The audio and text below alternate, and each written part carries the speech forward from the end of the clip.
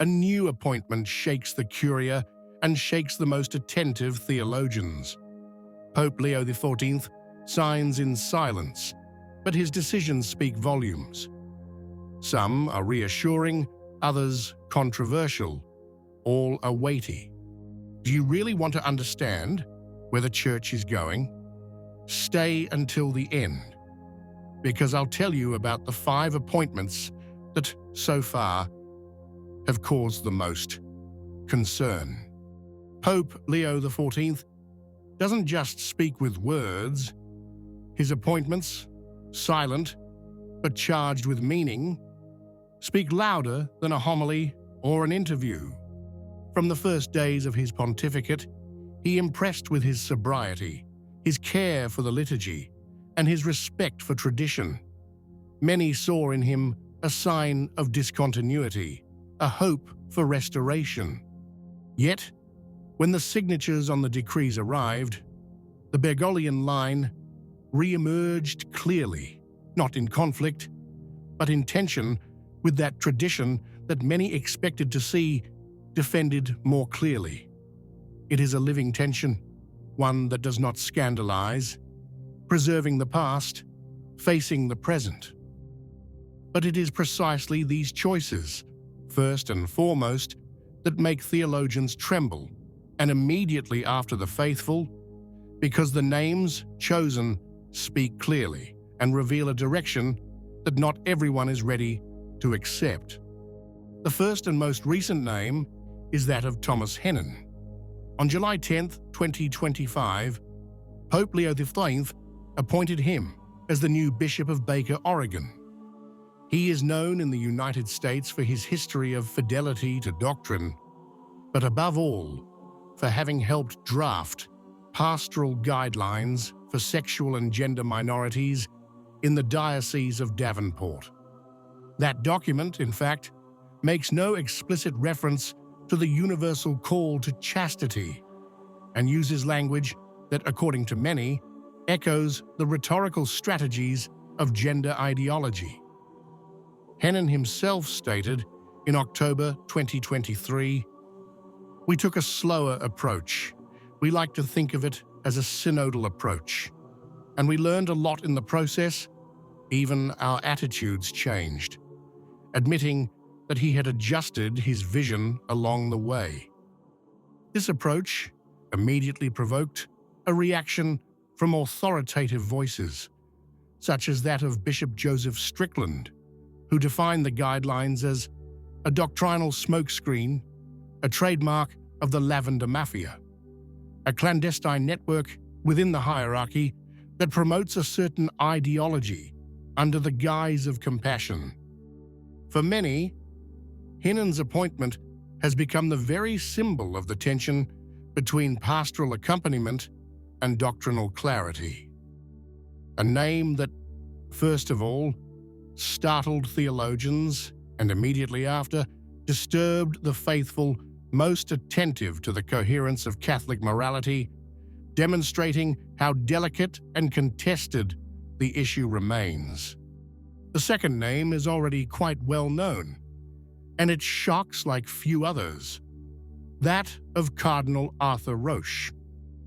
On June 24, 2025, Pope Leo XIV appointed him among the new members of the Dicastery for Institutes of Consecrated Life and Societies of Apostolic Life, adding this office to his role as Prefect of Divine Worship. Roche is known throughout the Church as the principal architect of the liturgical restrictions that followed the promulgation of Traditionis Custodes. It was he who gave concrete form to that change, interpreting it rigorously and, according to some, going beyond the very letter of the text. Precisely for this reason, his name seems even more problematic today. After the Traditionis Custodes scandal, which according to several sources had not found agreement among a significant portion of the bishops, his figure has remained linked to that period as the face of an imposition that many consider burdensome. His presence in a dicastery that also oversees religious orders, many of which are linked to the Latin Mass, was greeted with great concern by those first among theologians and then among the faithful, who feared seeing a line of rigid surveillance reaffirmed. The third name is that of Renzo Pigoraro.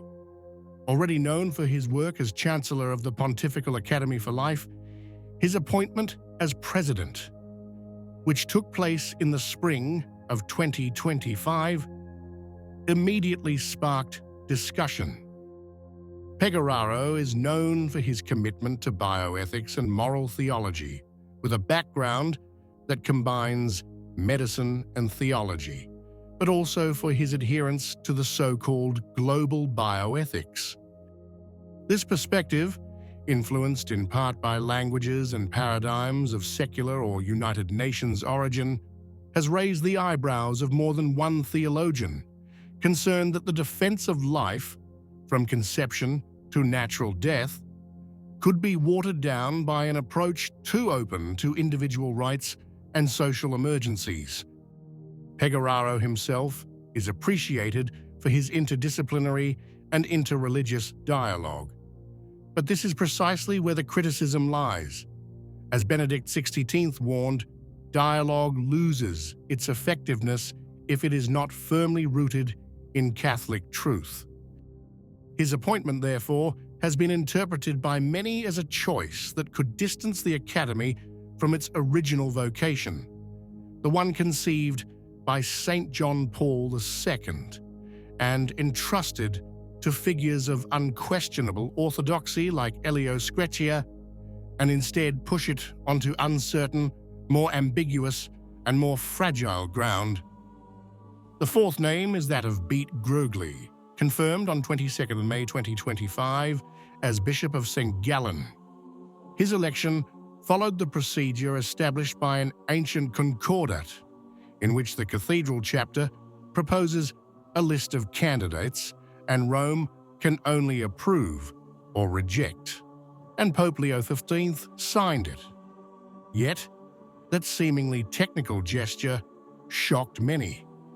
St. Gallen is no ordinary diocese. Its name is linked to the so-called St. Gallen Mafia, the informal group of progressive bishops and cardinals who, according to some accounts, supported Bergoglio's election in 2013.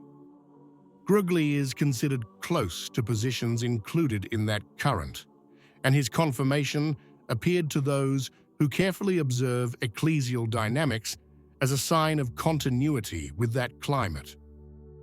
While some attempted to downplay the issue, pointing out that the Pope could not have done otherwise because of the Concordat, the fact that he signed without objections was enough to dampen the enthusiasm of those who had hoped for a clear change.